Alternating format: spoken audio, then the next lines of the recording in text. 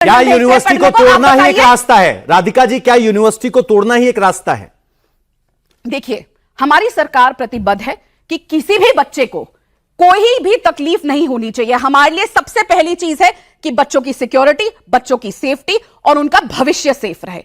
तो हम ये इंश्योर करेंगे कि किस तरीके से बच्चों को कोई नुकसान नहीं हो। लेकिन हम इस बात को दरकिनार नहीं कर सकते कि 40 में से 38 बिल्डिंग्स की परमिशन नहीं ली गई।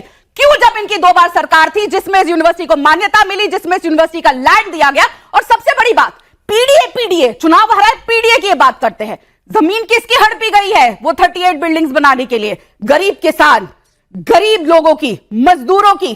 तब इनका पीडीए कहां चल जाता है? घास चढ़ने चला जाता है, क्योंकि मुलायम सिंह यादव और अखिलेश यादव के घर में पैसा जाना होता है।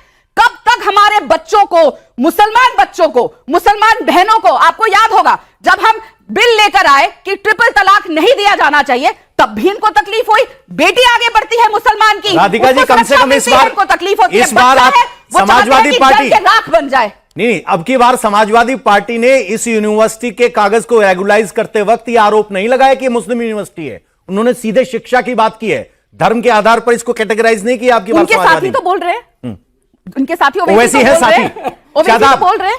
क्या ओवैसी साहब को एक मौका मिल गया है रेलेवेंट बनने का? जिस तरह की भीड़ वहां जुटी और उसमें समाजवादी पार्टी के नेता की यूनिवर्सिटी का मुद्दा उठाते वक्त वो मुसलमानों को आगे ले आते हैं और कहते हैं मुस्लिम हित की हम बात करने वाले सिर्फ हम हैं। नहीं, निश्चित पिछले 9 साल में भारतीय जनता पार्टी की सरकार में मुसलमानों के घरों पर बुलडोजर चले, फर्जी एनकाउंटर हुआ, कारोबार पर हमले किए गए, मस्जिद मदरसा खानका को टारगेट किया गया और अब ये यूनिवर्सिटी का मामला।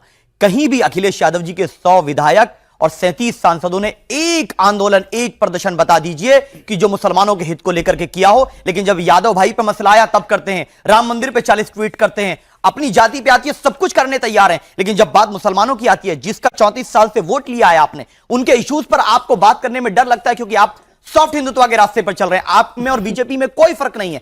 आप बीजेपी भी कहती है कि एक आस्था सुप्रीम है और यह भी कहते हैं कि मर्यादा का पहला नाम श्री राम है, दूसरा संविधान है। यह भी कहते हैं हम सियाराम धाम बनाएंगे। यह कहते हैं सनातन ही समाजवाद है, यानी कि आजम खान ने सनातन की आस्था को नहीं माना तो उनको यह समाजवादी तक नहीं मानते हैं। दूसरी चीज यह कि जौहर यूनिवर्सिटी का जो विषय है, हमारी बहन से मैं पूछना चाह रहा हूं, उन्होंने महिलाओं की बात की, शिक्षकों की बात की।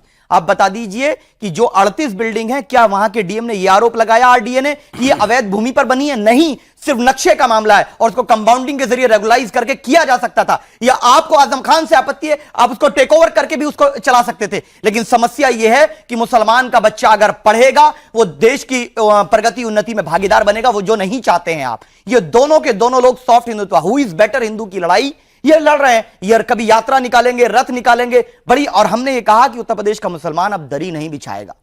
हम लोग भागीदारी की बात करेंगे, अब ताबेदारी नहीं कर सकते हैं। दोनों का प्रॉब्लम है। हमारी बहन से मैं पूछ रहा हूं, उन्होंने मुस्लिम महिलाओं की बात की है। आप बता दीजिए कि पिछले 9 साल में आपने क्या मुस्लिम महिला को रिजर्वेशन देने का काम किया?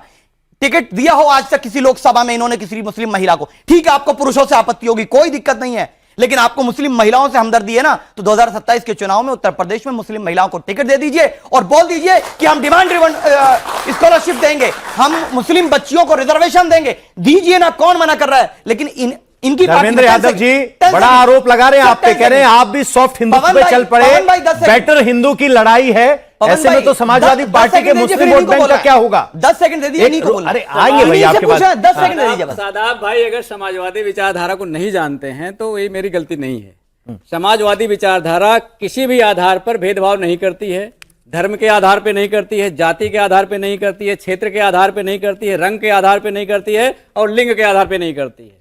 समाजवाद का मतलब हम पूरे देश और सर मतलब तो जानते, कुछ आंकड़े देख लीजिए। आप विधायकों की संख्या देखिए, 34 मुस्लिम विधायक हैं, उसमें से 31 समाजवादी पार्टी के हैं। जो ओवैसी साहब हैं वो यही कह रहे हैं कि विधायक तो मुस्लिम हम जिता के देते हैं समाजवादी पार्टी को, लेकिन मुस्लिम हित की जब बात आती है तो अखिलेश यादव और बाकी समाजवादी पार्टी सड़क पर नहीं उतरते। यह आरोप है और इसी आधार पर वो वोट मांग रहे हैं। एक होता है किसी की मदद करना, एक होता है मदद का ढिढोरा पीटना और मदद करना भी नहीं। वो जो स्वभाव है भारतीय जनता पार्टी का है। जैसे बोलते हैं हम सबसे बड़े राम भक्त हैं, फिर बोलेंगे राम मंदिर में चोरी कर लेंगे। अब राम भक्त हैं कि चढ़ावा चोर है, इसका हमें निर्णय लेना पड़ेगा। असली हिंदू हैं कि नकली हिंदू हैं, इसका हमें निर्णय करना पड़ेगा। ऐसे ओवैसी साहब हैं, किसके हितैषी हैं, किसके नहीं हितैषी हैं, आप मुझे बताइए। बोलो ना, जौहर जो विश्वविद्यालय बोलना का चाह रहे हो। मामला माननीय उच्च न्यायालय में, माननीय हाई कोर्ट में और आपके लोअर कोर्ट में लंबित है। जो मामला न्यायालय में लंबित है उसमें धरना प्रदर्शन की क्या जरूरत है, मुझे बताइए जरा। न्यायालय जो फैसला करेगा वही तो करेगा। हाँ, न्यायालयों को यह बात जरूर ध्यान रखना चाहिए कि 3000 बच्चों के भविष्य के साथ न्याय होना चाहिए। वही बात समाजवादी भी कहती है, वही हमारी न्यायपालिका भी कहती है।